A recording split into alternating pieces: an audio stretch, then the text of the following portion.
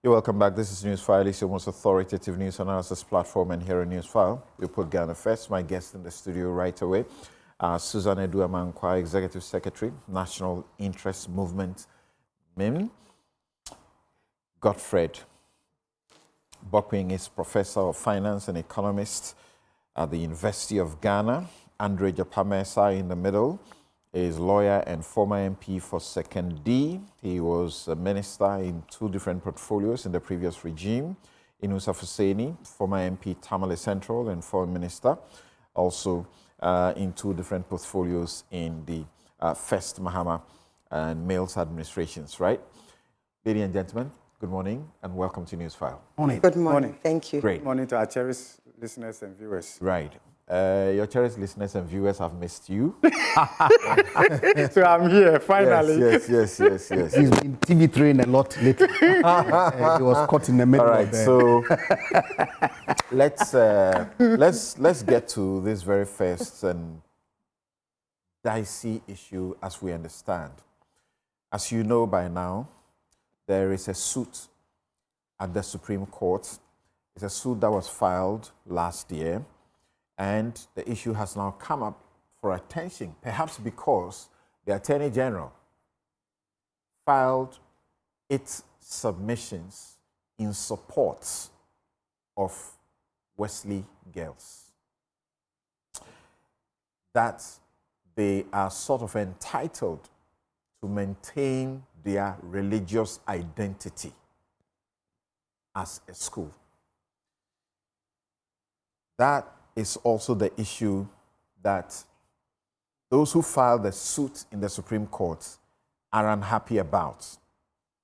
So on the 23rd of December 2024, someone by name Shafiq Osman filed a suit against the Wesley Girls High School, their board, and also against the Attorney General. The Attorney General is a constant, what we call nominal defendant in such public interest matters. Then, on the 24th of November 2025, this month, the Attorney General files his submissions to back Wesley Girls. That is to say, to oppose what the plaintiff is asking for, which is normal of us lawyers. When the plaintiff comes, the defendant comes, and you go and oppose the defendant. We hardly go to court and say, oh, the defendant is right, so give them what they are asking for. If that is the case, then we don't go to court in the first place. So Attorney General files to say, hell no, what you are saying is wrong, we will not agree. Wesley Girls have the right to maintain their religious identity as a school, as a Christian school. Then that gets out in the public and begins to stoke the fire. The Supreme Court, on the 25th of this month, directed Wesley Girls to also file, if they want to file something to this suit. The Democracy Hub have also gone to join this suit as what we call a friend of the court, amicus curiae. And they have also been given the opportunity to file something in that regard. What is Shafiq Osman asking for? Ban on Muslim practice in the school is unconstitutional. By effect, if the Supreme Court holds in their favor, it will have a cascading effect. It means all mission schools, so-called, must comply if they are not complying. Forced Methodist worship is unlawful. And there should be the creation of a school religion guidelines to make sure things are tidier.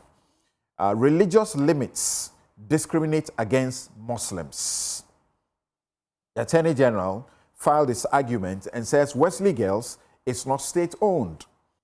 It's state-supported, assisted, and that the school retains the right to religious identity.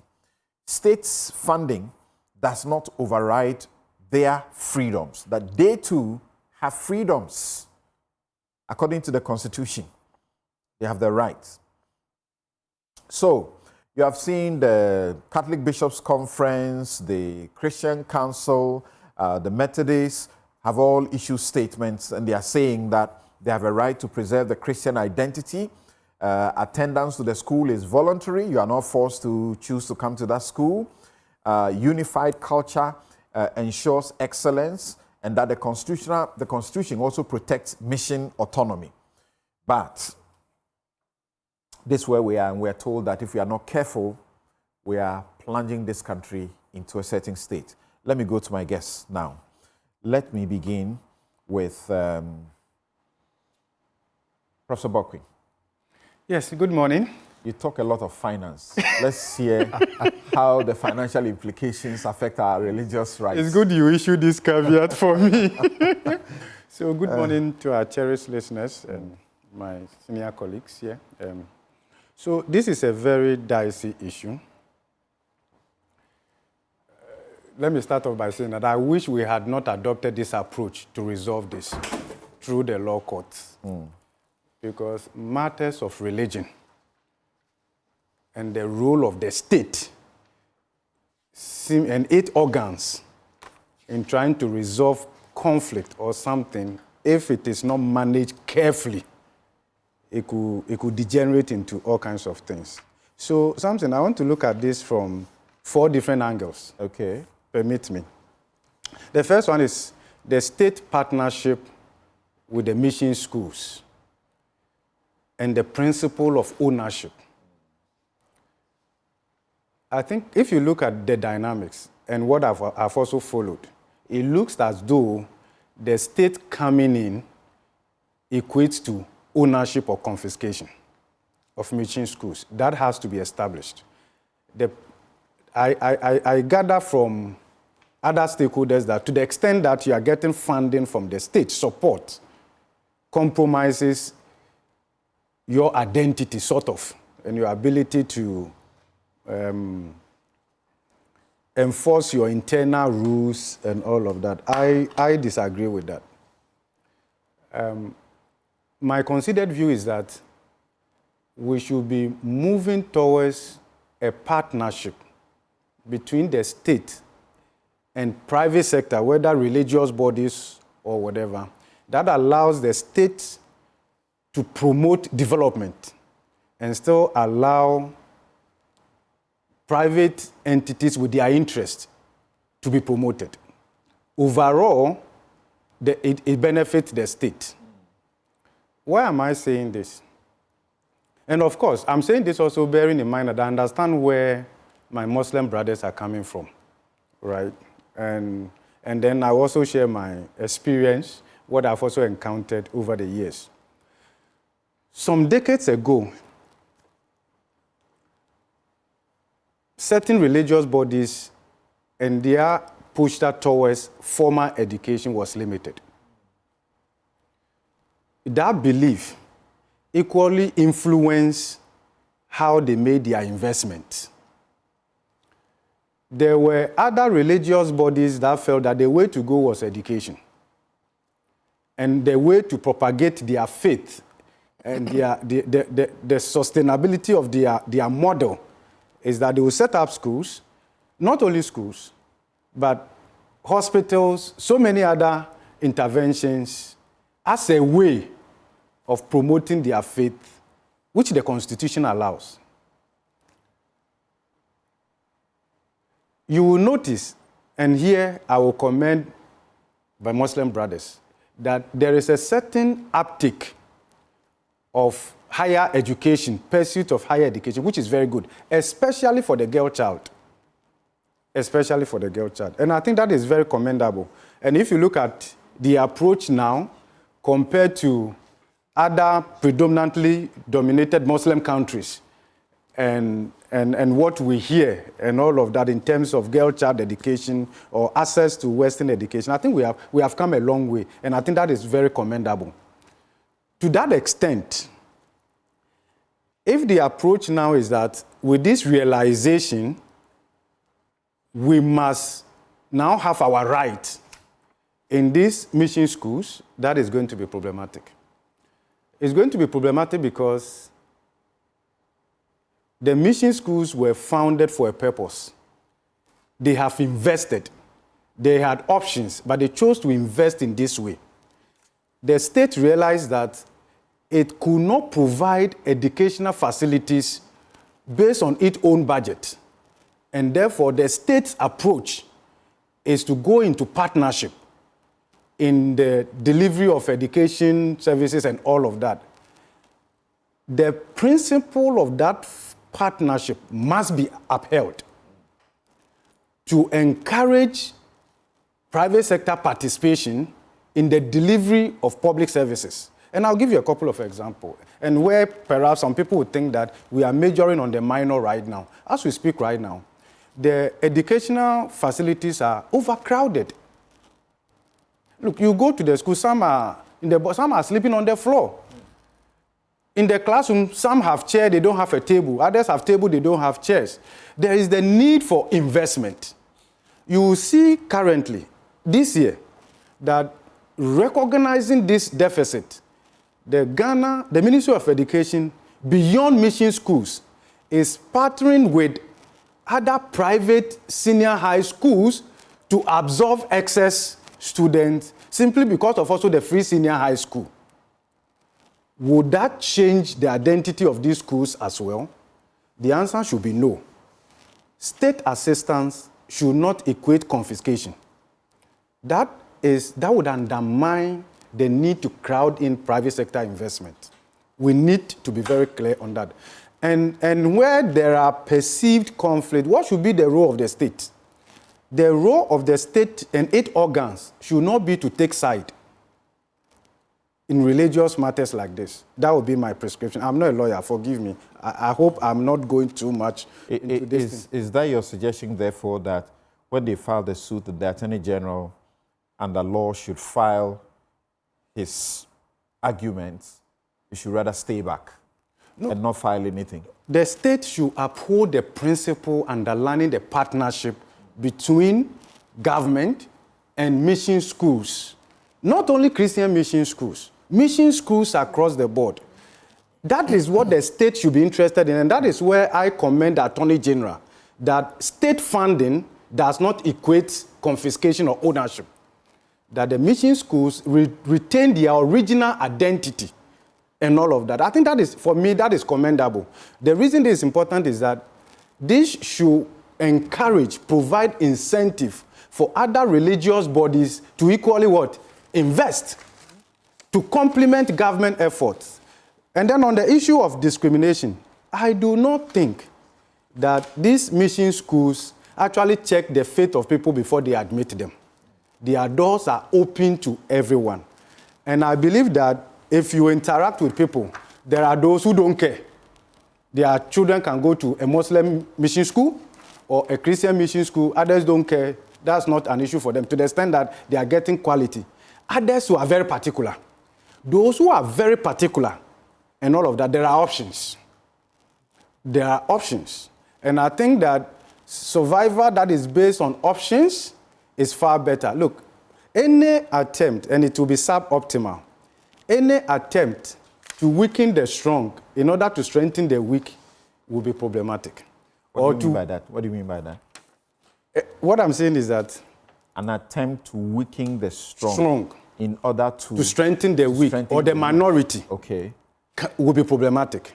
So the way you solve that is the state to invest in quality education comparable to mission schools. That is the way out. But the state can't match mission schools.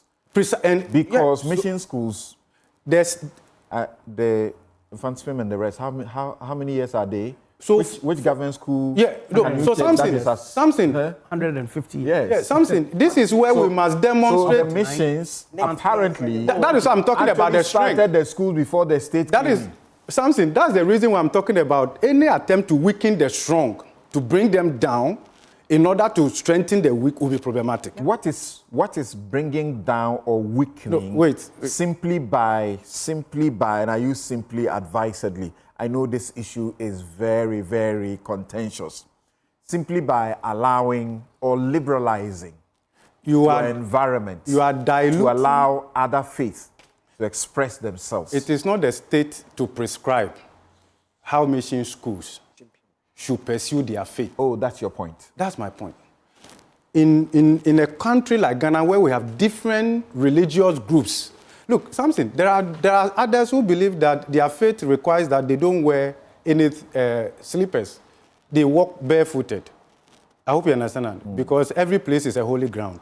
There are different interests and all of that. And to the extent that, so the state's failure over the decades the point you to just provide... Made, the point you just made got me, searching for a provision in my constitution.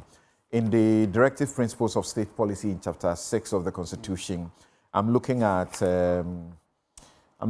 Article 63, 36, Article 37, Clause 1. It says, the state shall endeavor to secure and protect a social order founded on the ideals and principles of freedom, equality, justice, probity, and accountability. Something, I'm not a lawyer. It doesn't actually stop there. I believe that we need to look at justice and accountability as enshrined in Chapter 5 of this Constitution. And in particular, the state shall direct its policy towards ensuring that every citizen has equality of rights, obligations, and opportunities before the law. Equality of rights, obligations, and opportunities before the law. As I indicated, I'm an economist. I understand GDP and the rest. But of course, I also have some experience in this space. Something. If we look at it in totality, where the state grants space for mission schools to operate, and the practice that we have ensured over the decades, where the state partners with mission schools and all of that. Look, and something, no religious body will give up its right over its mission schools. They won't. And let me tell you where the dynamics are also. If you interact, you will see that whether it is Muslim mission schools or Christian mission schools, it is very difficult for any other religion to have their right fully exercised. That is the case. And I believe that we should be moving towards the unity that recognizes this diversity. And we should be promoting the tolerance that recognizes each other's safe space to operate. And as the state provides support across the board, I think that will be more sustainable because you see something, based on my own experience, in a Muslim mission school, the Orthodox Muslims sometimes even find it a bit uncomfortable because of differences in teaching. When they attend Ahmadi's mission school. Because the Ahmadis have set up schools. Because they have set up schools. Because they believe in Western education. They have set up schools. So the Orthodox originally didn't believe in this kind of education. I believe that they have realized that. Yeah. That's why I commended them. That especially for the girl child, this is a momentum shift from the way we've seen it in the time past and also other countries. And that is very good. I go to class and I see Muslim students and I'm very intelligent. Ladies, very intelligent. That is good. This late realization should not grant anyone the right to weaken mission schools for the investment they have made over the years to propagate their faith. Ejapa, I'm trying to understand where Professor Bokping is coming from. That liberalizing, so to speak, in this context, allowing Muslims to express their faith in a Christian, module established school will weaken the strong in order to strengthen the weak. I don't get it. Let me say good morning to my co-panelists and of course those who have who are spending time to watch and listen to us this morning, our cherished viewers and listeners. Samson, indeed, I have a bit of a limitation in the sense that we haven't heard from Wesley Girls and seen their response to the writ that has been filed at the Supreme Court. And so poses a little bit of a problem. We have heard as from to the whether- Methodist bishops, Yes, Methodist Church. I was going to We've come heard there. from the Catholic bishops and the Christian Council. Yes. That The Ghana exactly is the Pentecostal- position of the Wesley Girls. The Ghana Pentecostal no, Council. no issues at all, but at least let them file their formal process. Then we will know, indeed, how and where the chips will fall. But you know this is not the first But time you this see, is coming up. yeah, I know. Really, why is this even coming up? Has been my posture since Monday or Tuesday when this came up.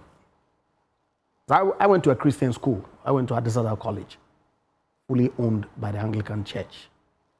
There were Muslims in Adisada. There were no issues. We go to church Sunday evening together. It's compulsory. All of us attend. When Ramadan time was due, they made provision for them to fast, and they had their breakfast, lunch, supper at the same time in the evening. In fact, they made provision for them to eat even before sunrise. There are no issues.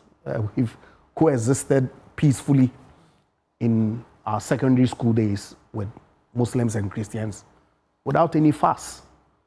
So really, what's the issue? That's why I'm saying that it will be good for us to see the defense that Wesley Girls will file. Yes, I've read the statement that was issued by the Christian Council and the Bishops, Catholic Bishops Conference. I've read the statement that was issued by the Anglican province of the Church of West Africa, signed by the Archbishop. I've seen what the Catholic laity have issued, and also read the statement from the Muslim Council. Really, in my view, there's a lot of much ado about nothing, especially with my own background and experience that I had. Much ado about nothing. You can't wish the controversy You see, away. No, I agree. And so for example, is it the case that Wesley Girls is actually preventing girls from praying when they are in school? Is it the case? That's the allegation. I haven't seen their defense. And the Christian Council statement really doesn't go to confirm that they are prevented from exercising their faith. Is it the case that during Ramadan they are prevented from fasting? Wesley Girls have to come and tell us that when you attend Wesley Girls and you elect not to eat within a certain period of the year, the school will prevent you from doing so. I'm not so sure whether that is actually what pertains on the ground. I'm sure there have been Muslims who have attended Wesley Girls in the past. Why are they not speaking? Why are they not telling us what their experience at Wesley Girls was? Okay, is it the case that it's the hijab, okay, that they think that of necessity they have to wear it and the school is preventing them? There's a political campaign promise that will be done away with. The prohibition of that will not be tolerated in that any was school. the next question I was going to read. The role of politicians in this matter, and what they promise. And you need to be bold to name the political party that made the promise. Of course, it was the NDC. Because I'm not sure that the NPP made any sense. It was the NDC. So I don't remember hearing the NPP if they made it too. So why is the president not speaking? What's his own take on the brouhaha that has been generated by... The Attorney General has filed a motion which to be allowed to withdraw this argument that he has filed in the courts to present another argument. We don't know if that argument will be a fortification of the first or it will be a backtracking. So, but of course, this position, right, is inconsistent with their campaign promise that you're bringing to my attention. Completely opposite. So I suspect that they probably will be withdrawing to file another statement of case that will reflect their campaign promise. In that case, then maybe the view that Professor Bokpin is expressing, that seeking to weaken the strong to enhance the weak, okay, then becomes an issue. I will still insist that because of my own limitation with respect to And Samson, I say so because you know how we operate. The church may have issued a statement saying one thing, and the process that they will file may reflect something else. And so let's wait and see what Wesley Girls, within the next 14 days or so that the court gave them, will file. And then we can better interrogate the issues. But if politicians have made commitments, then they ought to bear their cross. Insisting that girls should wear hijab in Wesley Girls when the school's own faith doesn't permit it would be a clash between the school exercising their own rights. Let me hear from Susan, but before I do so, there's an old girl who sends a message. It's quite a bit, but I think I should read all of it for some perspective. And this Abena, and she says, I'm sharing this as an old girl of Wesley Girls High School and as a Christian. This is my personal opinion. If you understand mission schools, they are like an extension of the church. Like most Catholic schools, they are attached to a church. Like Christ the King, Mary Mother of Good Counsel, Presbyterian schools, almost all are attached to churches. The word mission is linked to the evangelization call for Christians. Christianity is an exclusive religion. Unlike New Age, for instance, that permits Islam. That permits multiple deities or gods. Christianity preaches one God. Can you imagine in the church building having the presence of another God manifest? Even in African traditional religion, I don't think if you approach a fetish, you can bring another God into their presence. Please let us not mix constitutional rights and practices of religion. How do you know perhaps allowing the worship of another God in the premises will affect the functioning of the school? Because this is a matter of faith. Faith is a big deal, and practicing it has ramifications. Otherwise, why do we bother with faith and religion? Wesley Girls has been under a lot of pressure, and the quality of the school is under siege.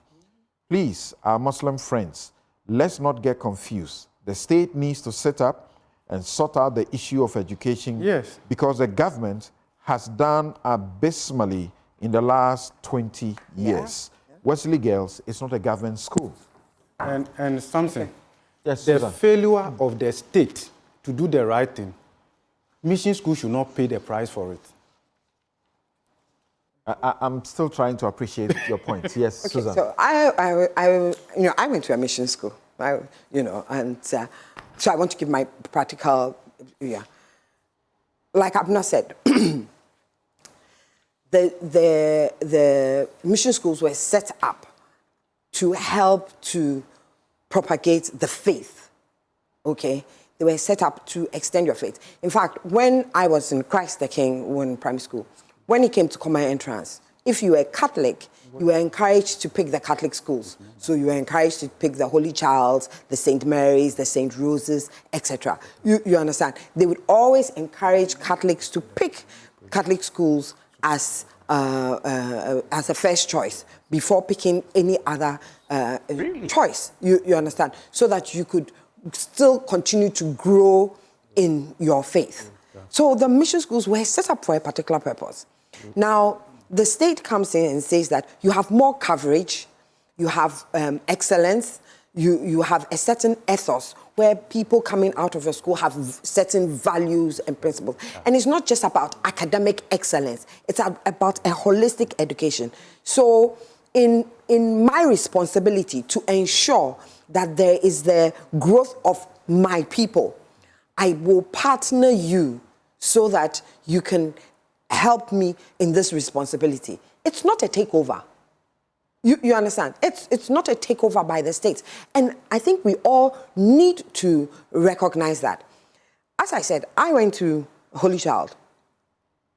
If you were a non-Catholic, you were entitled to pray. The Protestants, They could use the assembly hall to have this thing. They could even use the Catholic chapel after we had this up. If you were a Muslim, you could find a quiet room. There were quiet rooms. There was a music room or something, or you could pray by your bed. Nobody was going to interfere with that. As long as your practice of your faith did not interfere with school rules. Look, I as a Catholic child, I can't decide that prep time I will be in the chapel. I will be punished. Because prep time, I'm supposed to be in the classroom, not in the chapel. I can't say that this is a Catholic school, so prep time, I want to be in the chapel to pray. It won't happen. You will be punished. You understand? You are supposed to be at a particular place at a particular time. That was the discipline. It wasn't willy-nilly. Yes, we can pray. You understand? If you are not supposed to be somewhere at a particular time, you are not supposed to be there. You see, so there was no discrimination because as a Catholic child, I couldn't just walk into the chapel willy-nilly and say that I'm praying when my friends are in the classroom or in the dining room. Catholics also have a fasting period, a 40-day fasting period. They don't encourage adolescents to fast, given that we do all sorts of activities, etc. That's true. But if you said you were going to fast, nobody was going to force feed you. We had supper at 5:30. They don't encourage adolescents and security people in the security services. Okay. Once they are on duty to fast. I understand. But if you said you were going to fast, you understand, and you were going to break your fast at 6 o'clock, we had supper at 5:30. If you like, sit there, but be physically present because dining is compulsory. And decide to wait till 6 o'clock before you eat your food. Nobody is going to have any problems with that. As long as by 6:45, you were in the classroom for prep. You understand? So there were means and means of practicing your faith. But you can't say that at 3 o'clock, you know that the Muslims have a 3 o'clock prayer. At 3 o'clock, we are sitting in the classroom studying. But as for me, I'm going to leave and go and pray. It won't happen. You understand? So you can't say I'm being discriminated. It doesn't happen in the I mean, workplace. No, but even so, it won't happen, But if it was a school program, it depends on what you understand. The school program, let's say on Wednesdays, we all had to be in the chapel. You can't sit in the dorm and say that I'm not Catholic, so I'm not going to the chapel. It was a school program. We had to be there. The fact that you are sitting in a chapel does not mean that you are practicing my faith. Even Catholics themselves who sit in the chapel does not necessarily mean that they are present. They are physically present, their minds are probably somewhere. Haven't you heard in the Catholic Church where they say that communion is for practicing Catholics? So that means even within the Catholics, they are differentiating to say that communion is for practicing Catholics. That means they are Catholics who are there in name. The fact that you go and sit in the chapel as part of the school program and the discipline does not mean somebody is forcing their religion on you. I saw you annotating the Ghana Catholic Bishops Conference. I would have something to, you have a number of statements to say. But so when they say that they are forcing them to practice Methodism or they are forcing them to practice Catholic, it doesn't mean that. It just means that be physically present. This is where we are all supposed to be at this time. You are there. It's a discipline. And I don't think it is haram. Because if it was haram, I don't think the chief imam would have gone to celebrate his birthday in the Catholic Church. You understand? You spoke about the regime there where the Protestants, the non-Catholics, are also able to go through their worship. They are able to use the chapel to do that? Yes. So as for the Muslim, they should find any place and do that. Because they won't do it. How about getting them a mosque? That's in a Catholic school, seriously. We don't have a Protestant church in the Catholic school. They can choose to use the assembly hall if they wanted to, you understand? Or they could use the chapel if they wanted to, you understand? But I don't think the Muslims wanted to go and use the church, you understand? That doesn't happen. You get it. But we're not going to build mosques on our schools because we have an identity. Like I said, the mission schools were not built to be secular. Your mission schools are now assisted schools. They are assisted schools, but the taxpayer is funding them partly. So do we want... Taxpayer, It's you part don't in the... discriminate the money where it is coming from. Whether it's coming from a Muslim or non-Muslim. So no, but then we are pushing to that place where we are looking for a polarization, where I will say that if you are coming to my school, bring your baptismal card, and that the mission schools should revert if they want to have their property, to say that this partnership is not working. If the mission school is for evangelization, it's an extension of the church. Exactly. Then, like Paul did, he said when he got to the Jews, he behaved like one and so on. Why don't you rather attract these people with the mindset of seeking to evangelize them? Let me Why you do you see, want to They are not discriminating in terms of admission. We are not They don't check discriminating in their terms of back. admission. But when we They've even talk admitted about... Buddhists, they've admitted Muslims, they've No, admitted... but even so, when we talk about evangelization, it is not necessarily having to go and bring people from other faiths there. There are Catholics who are in danger of losing their faith. We will start with them. You understand? Look, I mean, people talk about, sometimes they say, from the time I was young, the Catholic faith is shrinking. Do you know what one Jesuit priest said to me? He says, don't believe that. And even if it is shrinking, it is being left with the people who know their faith and understand their faith. Right. And it will stay strong. So I'm not worried about... The Catholics emphasize on the Catholic social teachings. Yeah. So there can be a lot that will be done in a Catholic setting, which is not exactly like picking a Bible and worshiping and so on. Catholic social teachings, which the Catholics believe it is important to them to forming an individual to be a person of integrity, be a person who fears God and so on. I have a story on that. You know, when I was younger in school, we had this organization. It's called YCS, Young Christian Students.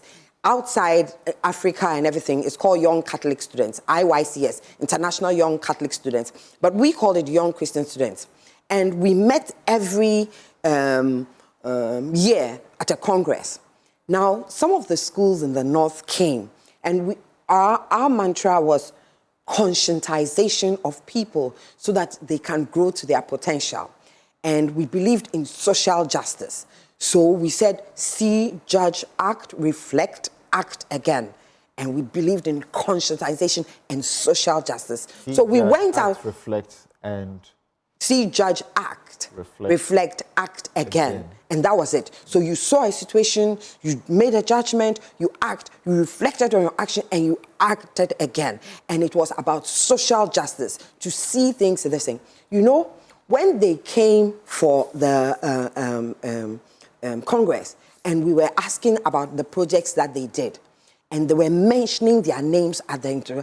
We were like, but these names don't sound very Christians. And they said, yes, we are Muslim students. And we're like, you are in YCS. They said, because we understand conscientization of people.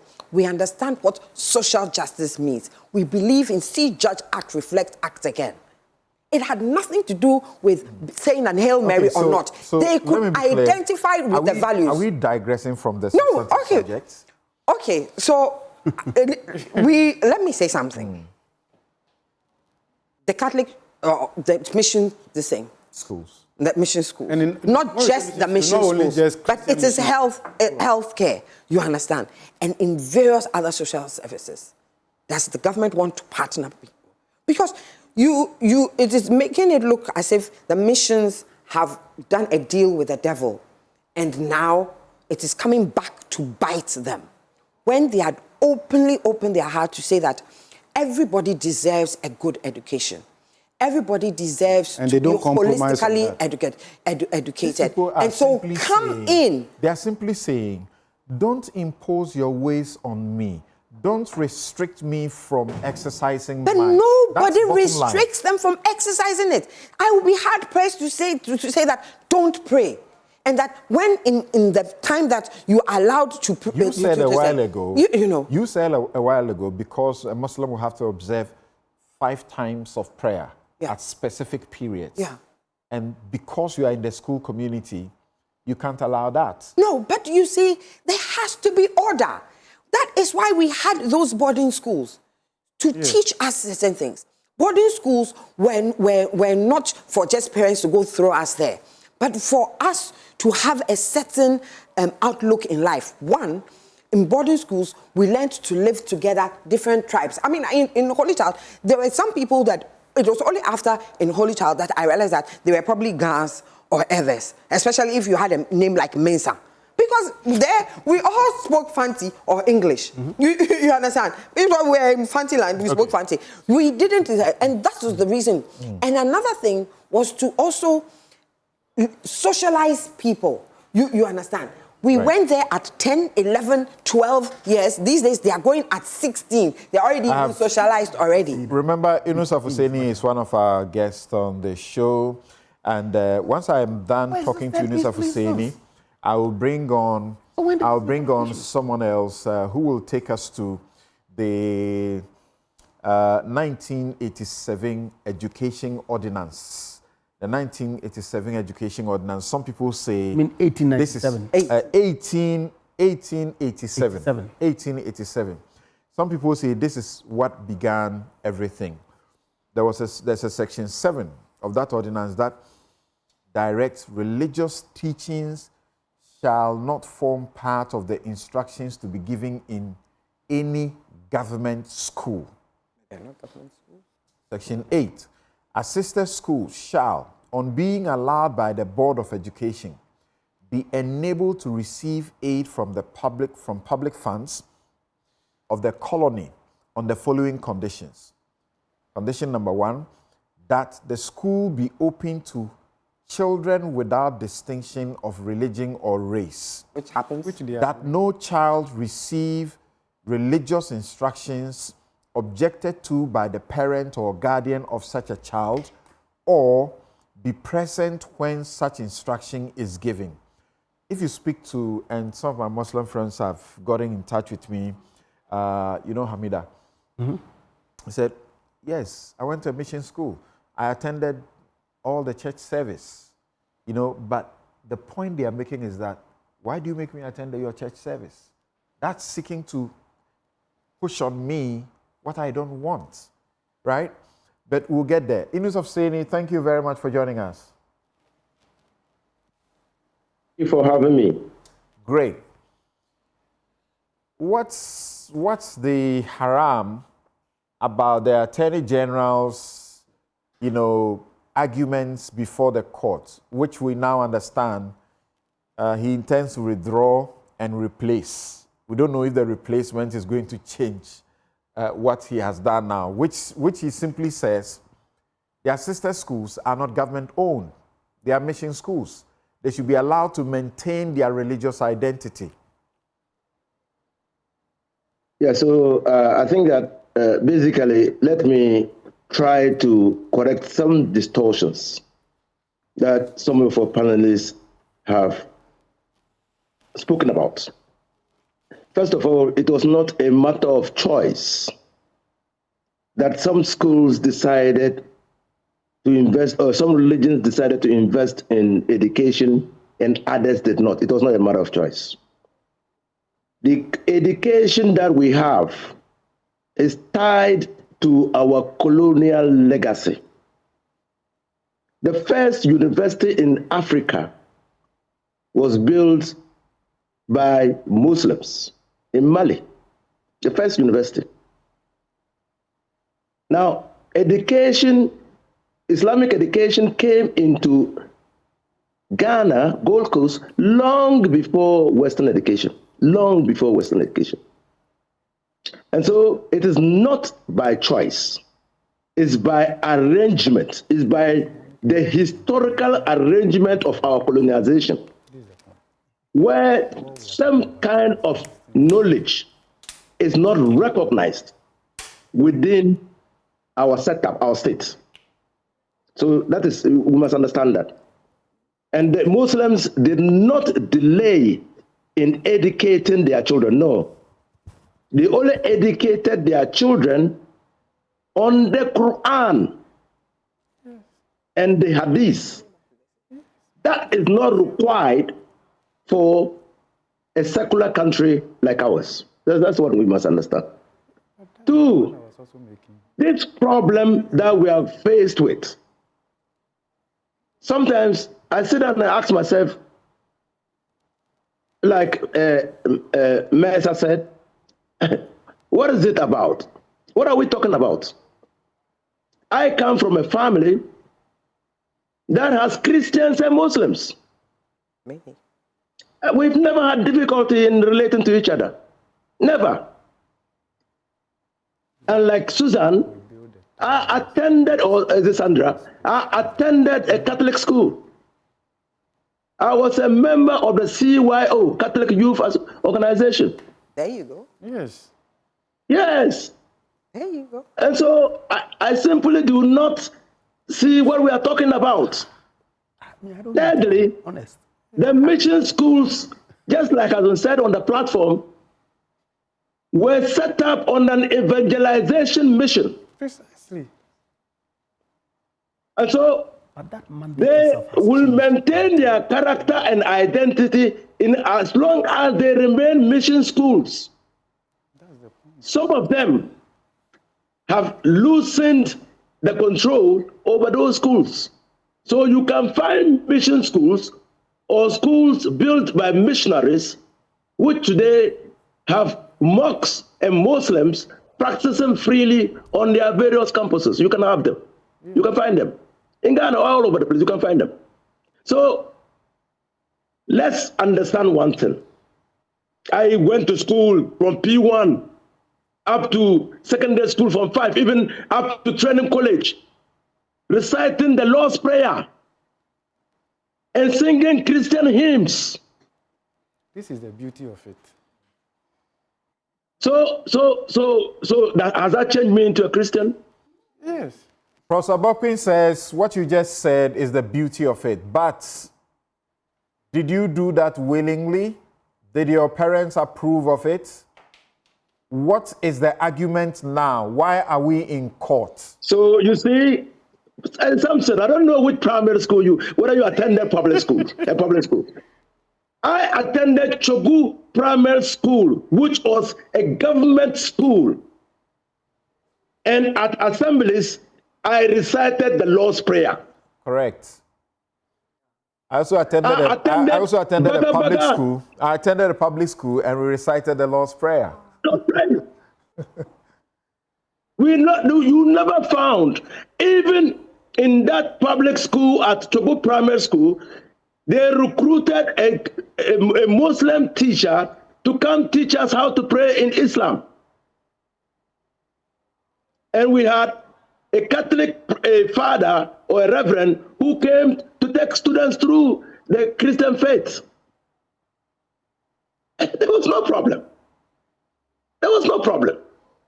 So I think these are fault lines. And when I heard what's the problem now? Yes, go there. When you heard of the suits. There are fault lines. These are fault lines that we must guard carefully. And religion evokes passions of people.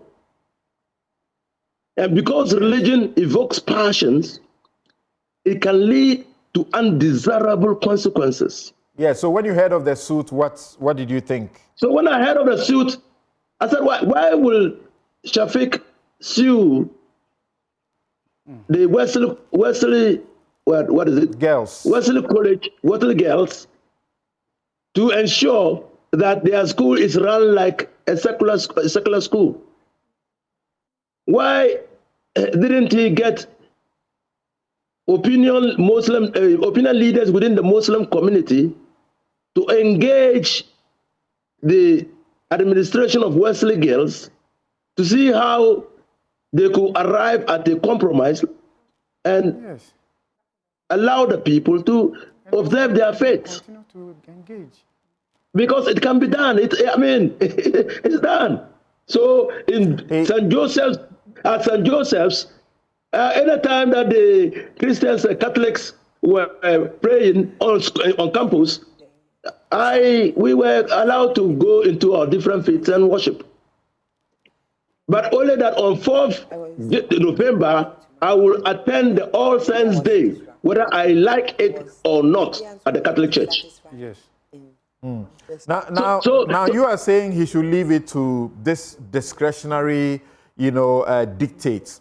But perhaps his feeling is that this matter has come up over and again, And there has not been this, a resolution that is permanent. So let's get the Supreme Court to hold on it so that we all know where we are, we belong. My fear is that when you apply the strict dictates of law in solving a social problem which has religious underpinnings, you risk further fracturing society. That's my fear. Okay. And so there ought to be a way that you can engender social engineering, like a social cohesion of this country, like what you read in Article 36 of the 37 of the Constitution, to ensure that the balance is held, even if loosely, between the various faiths. But to turn it to court for the court to determine whichever way is going to have repercussions. Okay, thank you very much. Hold on there. Let me go to the Interior Minister, Muntaka Mubarak.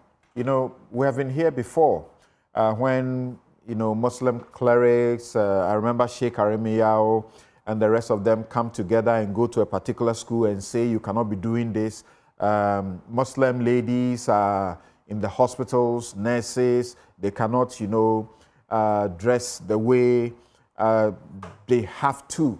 And these matters have come up, and it's resulted in the NDC actually making it a campaign issue that will not be allowed. I remember, I'm sure I heard President Mahama particularly speak directly to that issue, that it would not be allowed. Now, Muntaka, what do you think? A good friend of mine, Isankuma, has always said, we live in a country where sometimes we think taking your matter to the courts is the way to resolve it. And the courtroom, you may, if it's in the High Court, you have one judge. So you want one judge's opinion to affect everybody else, no matter how that opinion is incorrect. Okay, the judges, they don't know everything. They have learned law. They don't know finance. Some of them don't know finance like you and so on. You go to the Supreme Court and you want to subject a very important issue to just five people's views. Yeah. And potentially, you may have only 3 who will win. So the views of only those 3 becomes what governs all of us. Yes, Muntaka.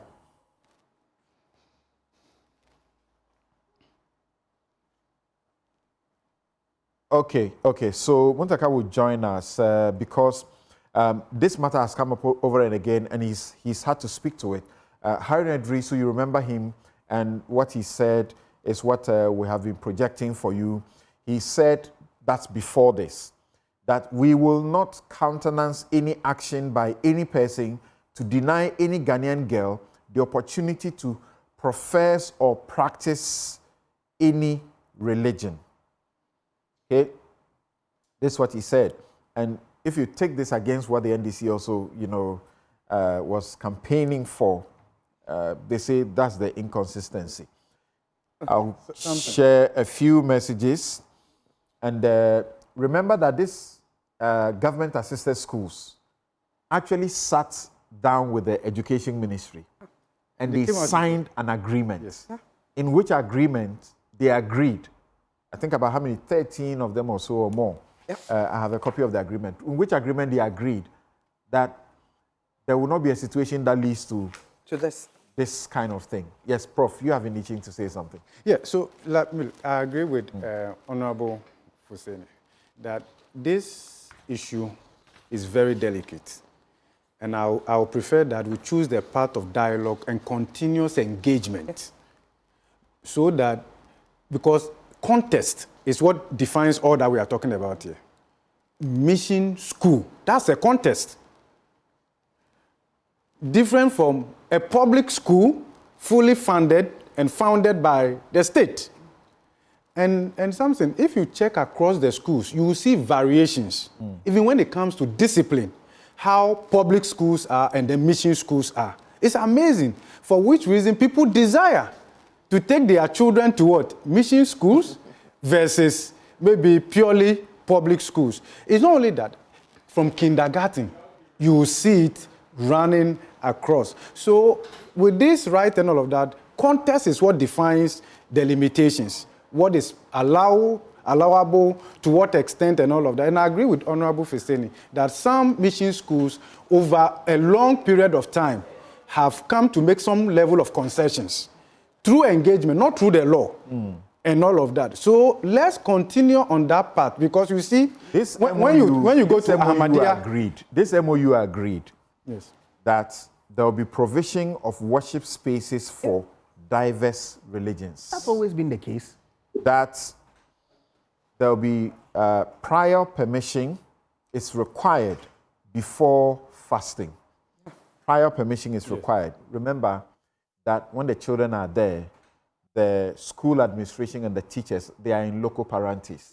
They assume the role of parents. Yes. And they must be responsible. If anything happens to them, they'll be questioned. and I'm sure Wesley Girls, they've had instances, examples of... They have examples to tell you why they keep to a certain strict routine. Yes. Students must conform to school's values, and there should be religious diversity, acceptance of such. So why are we here? Why are we here when this MOU was signed by all those who matter? Ahmadiyya Mission, the AME Zion Church, the Anglican Church, the Assemblies of God Church, the Ghana Baptist Convention, the Catholic Church, Evangelical Presbyterian Church, Office of the National Chief Imam, the Methodist Church, the Presbyterian Church, the Salvation Army, Garrison Education, and Police Education. All of them signed. So why are we back to this place? Let me put that question to the Interior Minister. Before that, let me share a few of your messages here. Isaac says, at Aquinas, St. Thomas Aquinas, a Catholic school, the prospectus we were giving had as one of the associations we are free to join as AMSA. You know what AMSA is? Aquinas Muslim Students Association. But all of us did worship together as one unit at assembly using Catholic methods of doing things. And AMSA had a makeshift sort of mosque on campus, even though this is a purely Catholic boys' day school. This one, oh, your messages are really long. Oh. It's a serious matter. It says, Christians discussing issues that affect Muslims without their input is like discussing gender issues without women. It's wrong as a principle. I don't know what you're talking about. This is a wrong platform. You are listening to the wrong place. Because we have Muslims, we have Christians here as well. Let me just go to Muntaka. Hey. Good to see you, sir. Ah, good to see you. My lawyer. Well,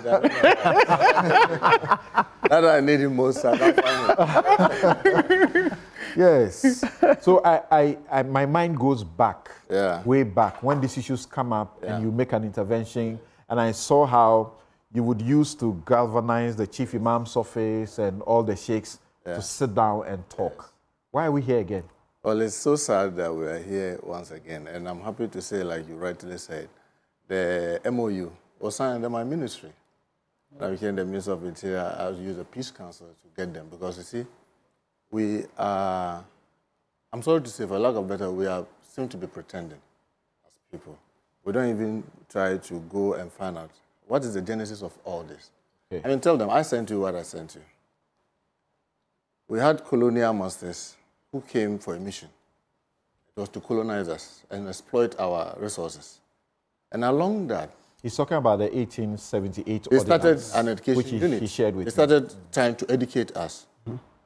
Then churches were forming their schools. They were having challenges. And let me say here, go check the record. And I say all these schools, they should be sincere. Because, you see, we are talking about ethics and morality. And that is the center of the church and the mosques. They were having challenges running the schools. None. Go and check the record. Not a single faith school whether Muslim or Christian, was forcibly taken by government. There's no one. Each of them had to apply to join. Each of them.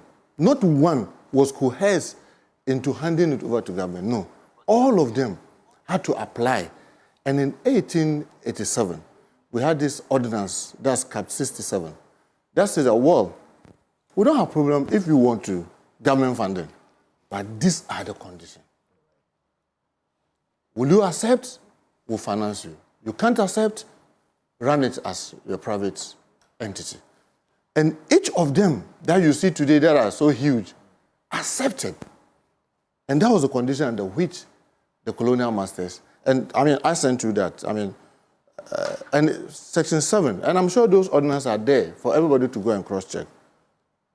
Section 7 of the Education Ordinance of 1887, that's Cap 67, articulated the following. Direct religious teaching shall not form part of the instruction to be given in any government school. Section 8 states, assisted schools shall, on being allowed by the Education Board or Board of Education, be enabled to receive aid from the public funds of the colony on the following condition. So you see, the first one is talking about government schools. Yeah. The second one is talking about assisted schools. Right. That the school be open to children without distinction of religion or race. And that's what we continue to practice up to today. That's why the school selection selects you and puts you anywhere. It doesn't allow you to say that, I won't go to this school because it's a Muslim school. I won't go to this school because it's a Christian school. Because of the inclusivity. An assisted school means faith-based. That school not being a government school, receiving financial assistance from the government. Yes. No, and that's most important here. 6, Section 8(6), that no child receive religious instruction objected to by the parent or guardian of such child, or be present when such instruction is given. And then the interpretation column, that's Section 3, says, assisted school means a school not being a government school receives financial assistance from the government. And this was 1887, long before we had independence. And when we had independence, this was what is in our Education Act. Just to keep the inclusivity. This is what we had in our Education Act of 1961. And I'll just read a section. Section 22 says, provisions relating to race, language, and religion. A person shall not be refused admission as a people to, or refuse attendance as a people at a school on account of the religious persuasion, nationality, race, or language of that people, or of either of the parent of that people. 2, a test or an inquiry shall not be made of or concerning the religious belief of the people or student prior to their admission to a school or college. 3, a person attending or desirous of attending a school as a people shall not, if parents object, be required to attend or to abstain from attending, whether in the institution or elsewhere, a Sunday school or a form of religious worship or observance, or instruction in religious subjects. Why did I make reference to these two? Listen, I'm sorry to say, I sit today as the Minister for Interior, and yesterday we just finished a West African security meeting with all the ministers from West Africa, and then we were gracious to have the Minister for Interior for Netherlands sitting in.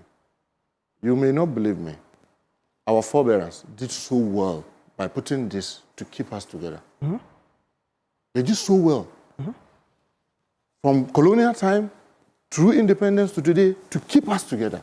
That is why myself and Mercy, we can play, we can do any other thing, without even asking what tribe is he. Without he being conscious about what religion I have. But something, I heard some of the arguments Prof and my sister were making. Believe me, since this struggle started, we have never asked. When I say we, I'm talking about the Muslims community. that allow us to build a church, a mosque in a Catholic school? Never. Never. All we are saying is that. So on that point, before you continue to develop it, the plaintiff in this suit, Shafiq, Yeah. he says, he confirms what you have just said. Yeah. He says, we are not seeking to build mosques in mission schools. All we are asking for is to be allowed to pray and fast. Simple. So I asked him the question, in Wesley Girls, do they prohibit prayer by Muslims? And he says, yes, I'm told. And something, Yes, let me say this. And I sit here, with the greatest of respect and with all my integrity. Wesley Girls ask girls to spy even the Muslim girls to make sure they don't pray. Yes. I'm told they hide. They hide to pray. They have to hide to pray. Look, we are playing with something that, I'm sorry to say, can degenerate our society. Do they But hide my worry observe is the this. Friday prayers? No. Like people no. who go to church on a Sunday? No. Is there But the daily prayer? Yes, the daily prayer. In the case of Muslims, women alone do not even do Friday prayers. It's not even mandatory for a female to be there. That's why you see when you go to most of our Friday prayers, many of them you don't even see them in large numbers. You see the elderly because it's not mandatory, it's for the male. I get it. And even in the case of the male student, let's say, for lack of better word, let's say Presbyterian Boys Secondary School. My second born attended Presbyterian Secondary School. They only have a place where they worship. It's not a mosque, but they give them a space where they can worship. In Achimota, they're giving them a place where they can worship, but they adhere to all the schools. And people say that, oh, you can't get up and go and pray at 1 and get up and go and pray at 3. That's not what they are seeking for. During break time, the prayer takes sometimes 5 minutes. Don't criminalize it, because they are criminalizing on those campuses. But let me say this something. I can tell you, majority of the Christian schools are very accommodating. Believe me, if you ask me to rank them from, say, 1 to 100, I can say with authority that over 80% of the Christian faith-based schools are very accommodating. Now, since this struggle started, do you know what we are beginning to see as ministers, or as the Minister for Interior? Some of the Muslim schools are beginning to also do. I said, no. What you complained that was wrong somewhere, we will not allow you to also do it here. Because one, others are beginning to say that, look, you come here, this Ahmadiyya Muslim, I'm just saying that because I don't want to mention a specific school.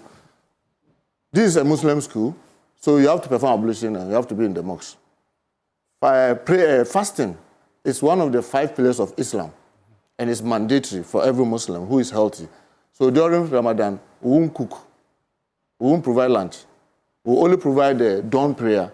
If you want, you can keep your dawn prayer food as a Christian and eat it in the afternoon. That is intolerance.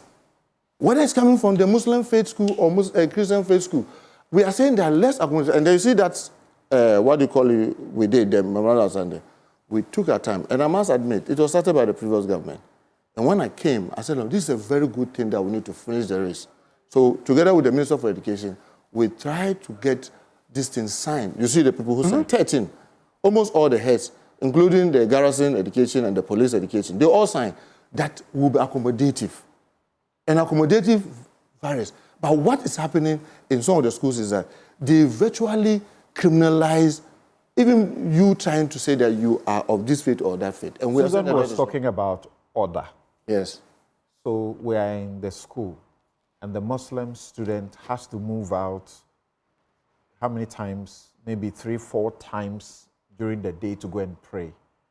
The school management may think that is not good for their education. It's an interruption. And it may not also help to properly monitor them. What do you say? And I said that, look, anybody who tries to do that is an act of indiscipline, because that's not how it's done. The dawn prayer is done, depending on the time, currently it's around 4:50, just before 5 o'clock. How does that disrupt school activity? The Zuhur, that's the first afternoon prayer. Currently it's around 12 to about 1 o'clock. and then the second one is around 3. You can put them, that's one of the beauty about our you can put them together during break and have both the 1 and the 3 done during break. And maximum, it won't take you 10 minutes. The fourth one is done currently around 6 o'clock. And then the last one, that one even lasts it starts from 7 up to around midnight. Meaning that you can go for prep, finish even prep, and come and observe it.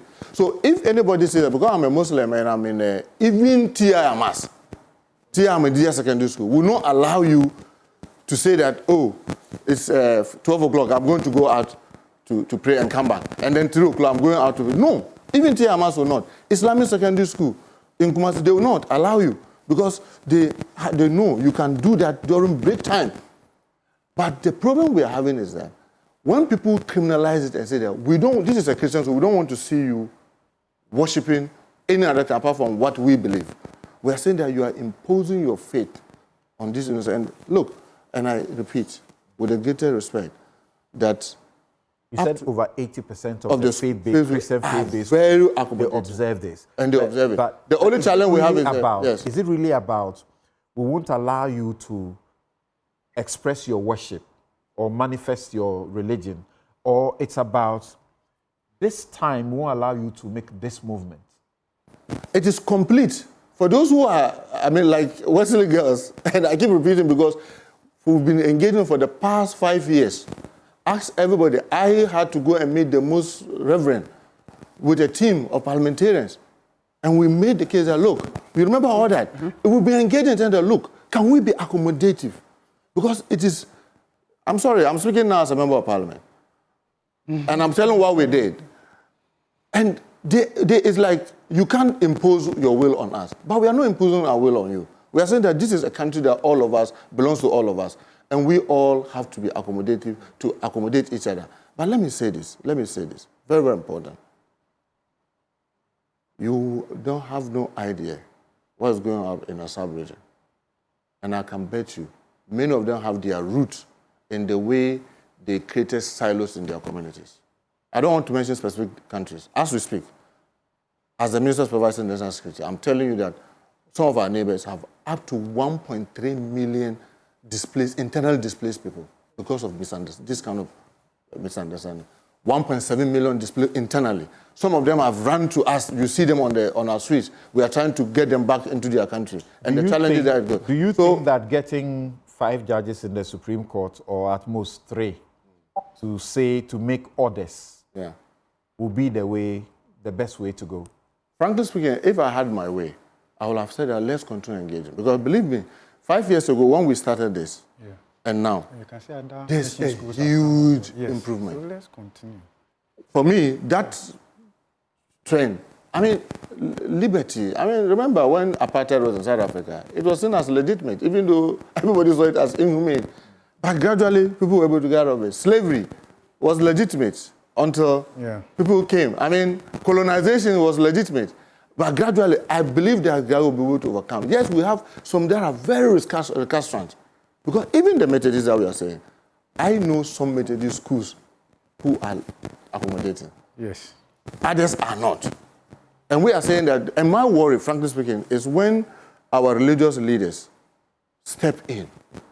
Because they tend to fuel the crisis even more. And for me, and with all greater respect and humility to them, ethical leadership is so important. Briefly, one of your campaign promises was to ensure that we don't have people being restricted in wearing their hijab in their workplaces and so on. How far with that? Yeah, we are on, and His Excellency John Dramani Mahama is very emphatic. His belief is that we must create all-inclusive society.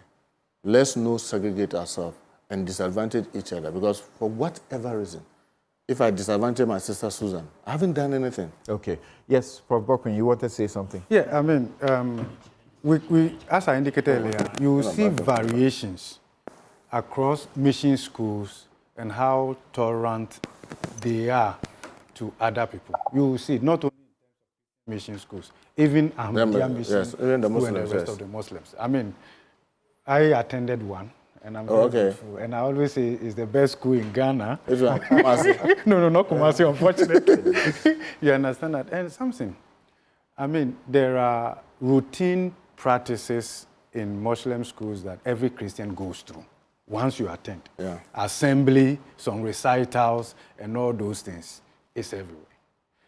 Okay. Just like the Muslim students are Also, expected yes, to do. so in Christian, that's what I'm saying, that the way to go is to promote the tolerance that recognizes each other's space to some extent. Yeah. Because when you engage Ahmadiyya mission schools, they don't want to give up totally in terms of allowing everybody and anybody at all.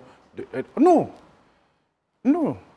We have engaged and all of that, even old students, and we have come to realize, especially the old students, that's for them. Yes, we have come to realize that, look, the unity in the midst of diversity that recognizes each other's space and that tolerance will be more sustainable than using the law to solve this. And I agree with what you said. That in fact, when I saw this, I said, look, let's be very careful we don't run into the situation where we are going to legislate love, right? That probably may be observed more in breach than in compliance. I think we have come a long way in this dialogue and the rest. And as you indicated, there are some Catholic mission schools where they make provision. Yes. There are all of that. So with time, and if you look at the MOU, if you read the MOU totally, you can see that all of them agree the dynamics and the difficulty.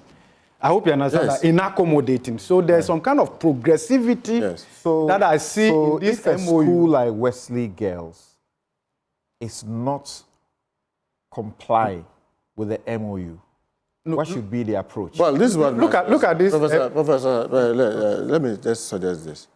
I sincerely believe that the current Education Act, I think 773 or something, we need to relook at it. Because the provision in the Education Act of 1961 is much clearer for me. It takes ambiguity. It tells you that, no, you cannot do like the cohesion, the denial, you cannot do. But the general rule is there. We need to be able to look at that. Ghana Education Service, I've been engaging the education minister. Because you see, sometimes some of the things that happen, we are watched internationally. Some of the things that happen on those school campuses, I tell you, are criminal. And I keep telling the Ghana education, you need to be able to create a portal where students, whether Muslims or Christians, wherever they find themselves, Buddhists, can launch a complaint. And when they launch a complaint, let's segregate this is a school environment, and deal with the criminal aspect as criminal. So if Munchaka goes to beat somebody because he has asked him to go to a church service and he hasn't gone, that is assault. So we deal with it as such. And Munchaka will be dealt with, not that, Catholic school, because the moment we draw the religion in, we tend to mix it up. Let's deal with the individuals who are recalcitrant, so that we'll be able to know that, look, we have a law like this one that all of them have agreed to, we have to implement. If someone decides that I will not want to implement it, why you are simply trying to do that? You are trying to create chaos in the environment. Because if you read this very well, and believe me, all of them have extreme ends. This one drew them to the middle. So there's some gain, some loss. So we need to be able to encourage them. Thank you. And let me just say this lastly. Maybe I know because you may move away from this. Thompson, can I come in? Can I come in? Just very lastly. Okay, hold on for Muntaka. Just 30 seconds. Yeah. Currently, and with the greatest respect, let me say this emphatically. None of the faith-based schools can run without government subvention. So they should stop saying that, you just come with aid. No. The moment you withdraw the teachers, even leave the infrastructure for them, they can't run. All of them will collapse. But we have known that for a period now. Some of them have been asking that. No, what they are asking for. What they are asking for is that they want the teachers to be paid by state, but let them run. No, we are saying that if government is going to withdraw subvention, I decided I want to run our school. I think think that restrict the number. no, but you see, but you see, but we charge our fees. Can I say that we will charge our fees? Yeah. Because look, Yes, no doubt about that. look, I mean, we will charge our fees to run our schools. We will shrink the schools down. We will not have 1,800 people who can't find anywhere to sleep. You understand? Is that like you a will probably private have school, 600. a private school that is currently struggling because when you do that, you pay tax, you pay all the other things. I get it. Let them all pay. those things. Look, will shrink the school. All of us are better off. We are not necessary. Let me The state must be neutral. I think that let me say this from this thing. It's So an the interesting state- argument because I the know, state for must be example, neutral. that most of the private universities also faith-based are actually crying that the state should I'm come to telling their you, help. No, look, something that's different. When you say That is speak different. out I of have emotion- studied the model. Yes. Look, I have studied the model. That's different. Look, when it pre-tertiary and the dynamics is different from tertiary. Yeah. Tertiary, there are high-quality computing public schools. Public schools. So that's why I say that it's the failure of the state to provide alternative quality schools. I hope you understand that. That would accommodate Let me bring everybody in- else. But in all of Wait, it, look, Innocent. I went to, can I say Please go something? ahead, yeah. You know, Christ King had an anniversary 10 years ago, their 60th anniversary. And I looked at at that time, and even still, the creme de la creme of society and banking, in finance, in engineer, they went to Christ the King. When we invited them to come for a program, 3/4 of them didn't have their children there. And we asked them why they didn't have their children there. They said, you have diluted it with the public system. I've heard that And that argument my before. children will not get the kind of education I got here. So they will rather take their children to the expensive schools where they are paying $1 equivalent to any school outside. Do you understand? I get that When we revert the schools back to the missions, what will happen is that the schools will shrink, become extremely exclusive. Maybe it will only be the bourgeois who will be able to afford to go there, and we become a society where we are how would I put it? Emphasizing the gap between the rich and the poor. I think that the missions, really one of the things that the missions also wanted to do was to be able to give education to all spheres of people in all the same.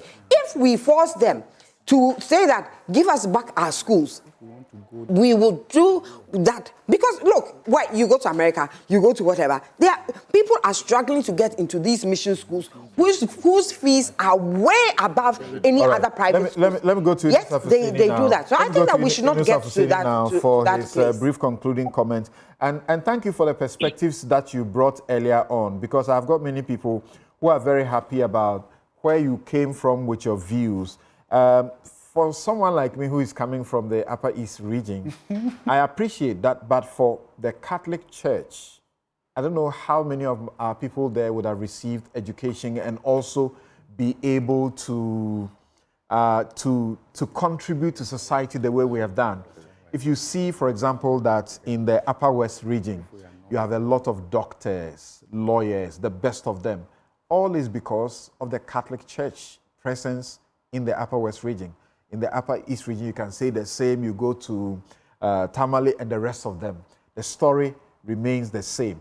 So we must not do anything to as it were you said, weaken the strong, the people who brought us the foundation for all of these things.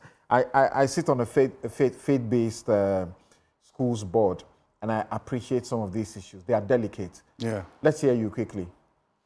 So, I mean, we must get things straight. Now, nothing prevents a faith-based school to run an exclusively private school based on its faith, its values. Nothing.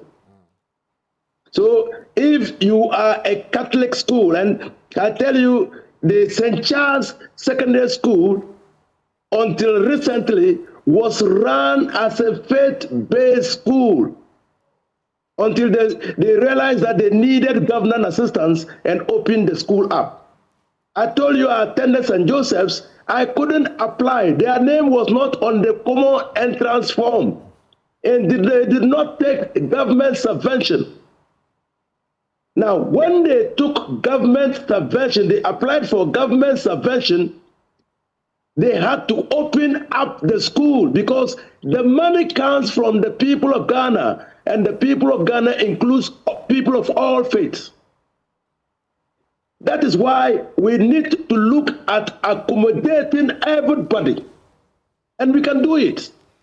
We can do it by allowing people to practice their faith without compromising our values. I urge you, Susan, I urge you, Doctor, I urge you, Mercy, that it is possible to do it with getting people into schools practicing their various faith. Mind you, faith is an inherently private affair. 100%. And so let's not, I see great false lines. I see great false lines. And then when we escalate, when we escalate the false lines, we divide our country. And when we divide our country, we might regret it. I mean, we might regret our actions. And that is why I urge compromise. Right. I urge tolerance. Okay. I urge accommodation. And so that we can build ourselves out. What do you say about seeking through, judicial decision, which can go either way, and which can get to where you say it worsens it, or rather the other way? I said it in my opening first remark. I said it. I don't believe that the court is the best avenue to seek a redress of this issue. I said it. So what do we do to the suit? We withdraw the suit for settlement. We withdraw the suit for settlement. You think that's what the Attorney General should pursue? I think that's what Attorney General should pursue. I think that is what everybody should pursue. I think that let's get compromises done and get everybody respected as an individual. Look at history. Look at what colonization did to the Inuit in Canada. Because the Inuit and indigenous people in France, look at what it did to them. They thought that they were not fit enough to even raise their own children. They took their children away from them. Okay. And gave to families. Thank you. Let's identify and respect the dignity of everybody. All right. Professor Ken Tefwa, who has just been crowned Ghana's most influential corporate leader of the decade. He is a human rights person. He used to be with the Shraj. He's done quite a bit of work there. He has written an article, and among others, I read a few points he makes. He says, a school, no matter its founding heritage, is not entitled to disregard or violate any element of fundamental human rights. Wesley Girls High School is not a private school, despite its Methodist founding heritage and its celebrated excellence. Wesley Girls High School is a publicly funded school. It is not how a school was funded, but how a school was founded, but how it is funded. Any person or class of persons of whatever religious faith is entitled to set up a private doctrinal religious school subject to compliance with the applicable laws of Ghana. A private doctrinal religious school is at liberty to exclude persons who do not subscribe or adhere to its religious practices, principles, and or tenets. A private doctrinal religious institution from crèche to college cannot be partly or wholly funded by the public purse. So that's the point he's making.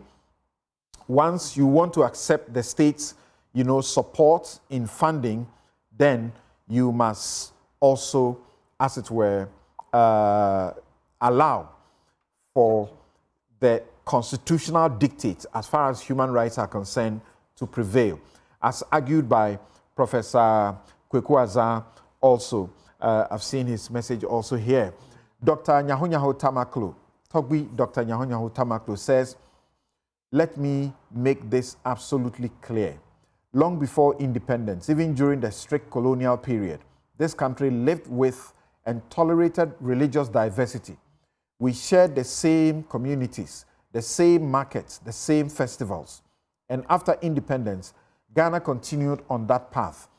We were raised as a secular state, and that secular foundation must remain firm. No one should think they can use religion to destabilize this nation. It will not work. In Ghana, Christians marry Muslims, and Muslims marry Christians. We celebrate each other's festivals. Actually, other places where you think it's a Muslim country, when you go, it's beautiful. Right here in Africa, the space they make for Christians. Christians join Eid celebrations, and Muslims join Christmas gatherings. In many homes across this country, you will find a Christian mother and a Muslim father raising their children together in peace. That is who we are. Our national institutions also reflect this inclusiveness. At state functions, you will see Christian clergy praying alongside Muslim clerics. During national crisis, the Christian Council, the Catholic Bishops' Conference, the Office of the Chief Imam, and traditional leaders sit at the same table to guide the nation. Even our armed forces and security services have provided spaces for both Christian and Muslim worship for decades. Government must therefore act decisively and immediately to nip in the bud any dangerous canker trying to raise its ugly head. We cannot allow extremism of any form to threaten the harmony generations before us preserved with wisdom and sacrifice. And let me remind everyone, when the National Chief Imam celebrated his 100th birthday inside Christ the King Catholic Church, it spoke volumes. It showed the true spirit of Ghana: respect, tolerance, inclusion, and unity. Those of us who call ourselves Christians must understand the significance of that gesture. This is the Ghana we must protect. Thanks for that. Papako says that Notre Dame Seminary, it was strictly Catholic. You came through a parish and had to, after common entrance, write another exam and interview before you were selected. I went through the Sacred Heart Parish, Bogatanga, where my mate, Father John Kantogi, is now the diocesan priest. Mass and everything else in the school, including pork in the dining hall on Sundays, were exclusively Catholic. But here is the catch. Then, we were exclusively run by the Catholic Church, with 80% of the teachers being foreign priests. Only a few were Ghanaians, including Emmanuel Bombande, who was my house master in Label House. But once government funding comes in, the exclusivity will be lost and diluted. This one says, kindly flip the coin and ask if the Muslim schools allow Christians to practice their faith. Thank you. Okay, I'm sure you sent this before Muntaka spoke. Then Atabadu, a foremost procurement expert, says that this thing of government-assisted schools that allowed us to crisscross the country to go to school is the one reason Ghana is unique. You do not see this blessing until you go live and work outside. I lived and worked in Kenya. It is an insanely polarized country along ethnic lines, so much that it cuts across all facets. The challenge in Nigeria is same: North versus South, West versus East, Christian versus Muslim, Sunni versus others, etc. Ghana has a luxury almost all African countries do not have. We should all thank Nkrumah so much for using various means to forge a one Ghana identity. All the wars in Africa have undertones grounded in division. Tassa Tafa says, I attended Bishop Herman College, where was Nkrumah? a purely Catholic school.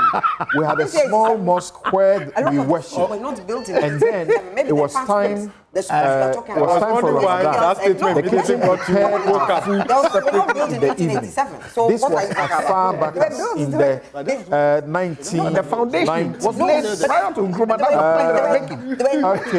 Necessarily. Ladies and gentlemen, hold on. Ladies and gentlemen, hold on. Kamla, let me read. Experience in the time past. I've had some experience in the time past. Calm down. Calm down.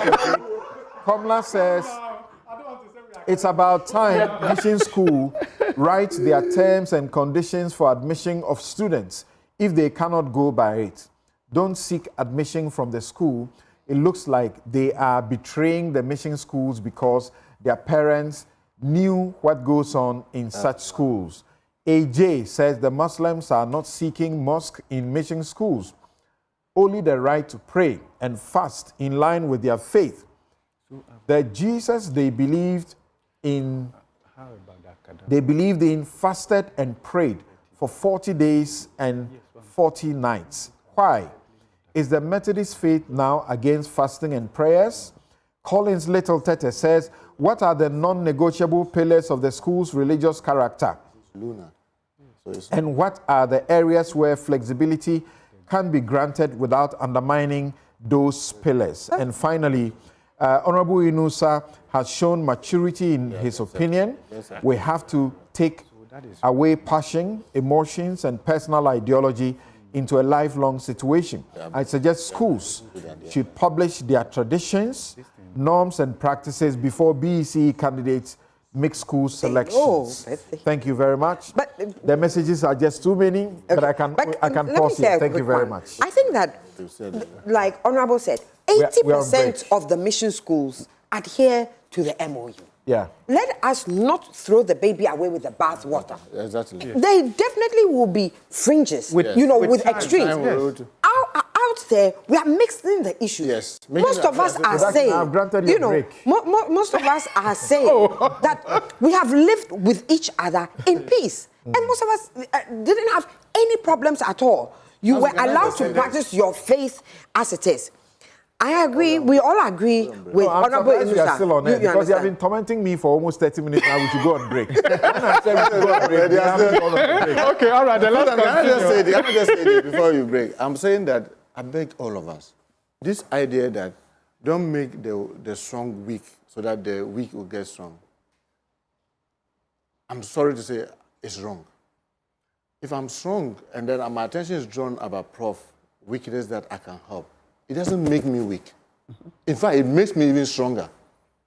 Because, and I keep saying that, when you look at the teachings, all of them, interestingly, are Abrahamic background, both Christianity and Islam. Yeah. None of them, their teachings, says, maltreat a neighbor. All of us, our teachings, Christians say, love their neighbor as themselves. It is a lie that Christian neighbor. For the Muslims, we must go on the Prophet said that you cease to be a believer. We must go on the break now. There are companies and people who pay for this show. And compromise and soft policy is the way to go, not lawsuits, according to Papa Kwakwe. Yes. We'll be right back. Yes.